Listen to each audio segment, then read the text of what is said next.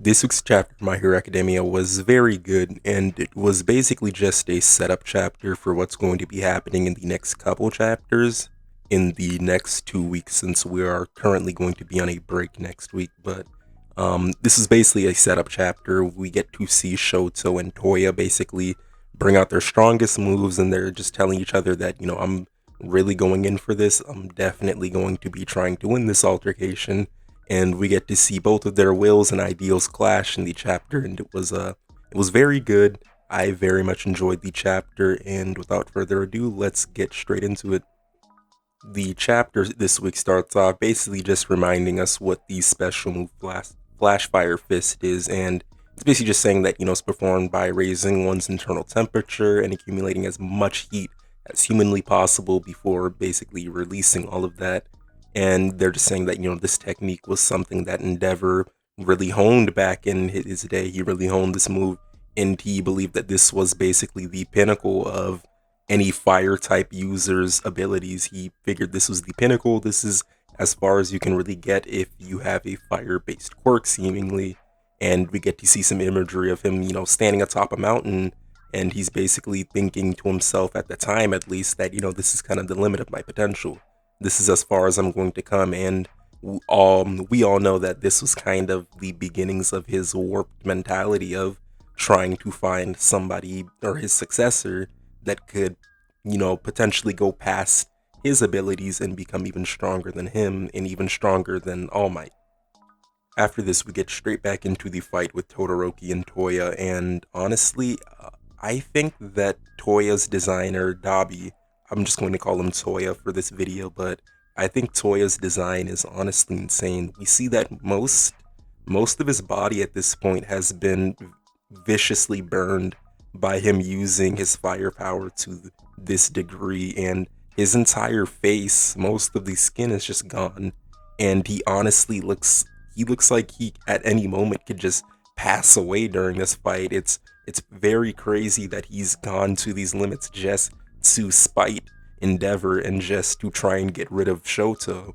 And it's honestly crazy, and I really do love what Horikoshi did with his design during the fight. Shoto then remarks that the rate at which he's increasing his temperature isn't normal, and it's definitely not normal the way Toya's increasing his temperature. And we actually see that the environment around him is basically starting to change also. The statue of All Might that he was standing on top of is literally melting, which means that somehow in some way Toya's flames are so hot that he's able to basically melt stone. And that's very, very crazy that he's gotten to this level during the short amount of time they've been going on with this fight. Toya then remarks that he's been preparing for years for this day, and he definitely has. We've seen time and time again that he's been preparing a lot to be able to face Endeavor, and it was only recently, I think, that he kind of changed his target, I guess you could say, to Shoto, but in general, he did want to get rid of either one of the two, and we're finally seeing everything come into fruition, and he's basically going to try and get what he's been working towards this whole time. We then see him start to prepare a move, and he says Flashfire Fist, and he asks Shoto, are you a fan of All Might? And everybody's saying, watch out, he's going to do something very crazy right now, like don't get hit, do whatever you can to evade it. And he uses a Hell Spider, which is Endeavor's ability. He uses it, and everybody's remarking that it's basically the same exact thing, except it's way more powerful and it's way bigger, but it's very crudely made. So he's not really trying to contain anything. He's basically just releasing as much firepower as he can at the moment. Everybody that was there seems to evade the Hell Spider, or they block it, and they're basically asking Shoto at this point, are you ready? And we see that he's seemingly preparing one of his moves. And that's when Dabi very fast goes right behind Shoto. He somehow like almost teleports back there, and everybody's remarking that he's so fast. And we see Shoto get hit with a point blank punch from him, and this sends him flying. And honestly, I was kind of worried that if he had gotten hit like this, that some of his face would like be burnt off and he'd be very disfigured, and this probably could have like spelled like almost the end of the fight. But I'm assuming that he used his ice powers to weaken the blow when it hit him, because all it really did was kind of was kind of push his face in a little bit. Obviously it hurt, obviously it did a bunch of damage, but it could have been way worse if he hadn't had his ice powers. Toya then starts to mock and shame Todoroki, essentially saying that, you're just this horrible mix of fire and ice.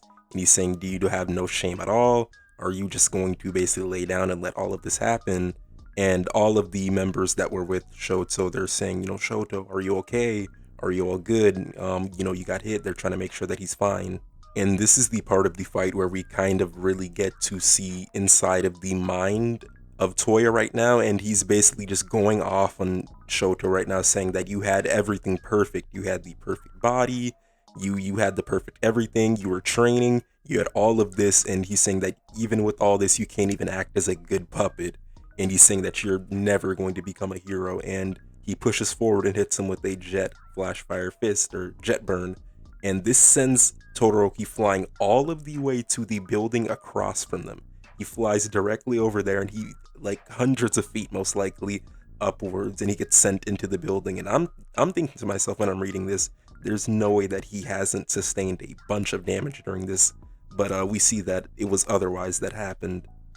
He starts talking to Toya from up on top of the building, basically saying, yeah, I'm a loser. For the longest time, I couldn't really do anything myself, and I needed other people to kind of bring me up. And then we start to see Toya think to himself, like, whoa, how did he neutralize all of this heat? How is he okay right now? He was definitely going for a kill when he did that, and he's really dumbfounded as to how Todoroki could have even survived that. Todoroki then remarks that knowing that he was watching him this whole time really makes him happy, and he's just saying that he was always chasing after everybody, and in the process of chasing after everyone, he's realized something. And basically, the fruition of all that hard work and training and chasing after people and helping out his friends has really led to the creation of his ability that he's going to display at the end of the chapter. He says that the move was an ability specifically made to defeat Toya, and we get a flashback to the entire class kind of going against, or going over who's going to fight who, what's going to happen during the war arc, and it comes to Shoto, and they're basically saying that, yeah, like, this is his duty, this is what only I can do. I'm the one that has to take down Dabi. He then begins saying to himself that there is something that your stupid brother wants to say to you, basically calling himself stupid, and he's saying that our house was hell and our father was insane, but he's saying that you're the one that decided to murder people, so we're basically just getting confirmation that he's not going to very much accept Toya just how it is. He's definitely going to still try and seek justice for him, get him put in jail if he can, or have him face any other crimes or any other punishment that he deserves for the crimes that he did. So he's basically just saying that I want to save you, but at the same time, you chose the path that you went down, so you just need to own up to whatever is going to come after you at the end of this fight. And the chapter this week ends off with Todoroki saying, using Flashfire's fist and saying, don't you dare bring other people into this whole mess of yours and killing them. And he's really mad at the fact that during all this mess, during all the trouble that Toya has caused, he's killed innocent people that really had nothing to do with any of the situation instead of facing it head on himself. And Todoroki really doesn't like that, and he's telling him to take it out on all of us instead, and he uses his phosphorus ability, and that is the end of the chapter this week. And there is a break, so 2 more weeks and then we'll get a new chapter.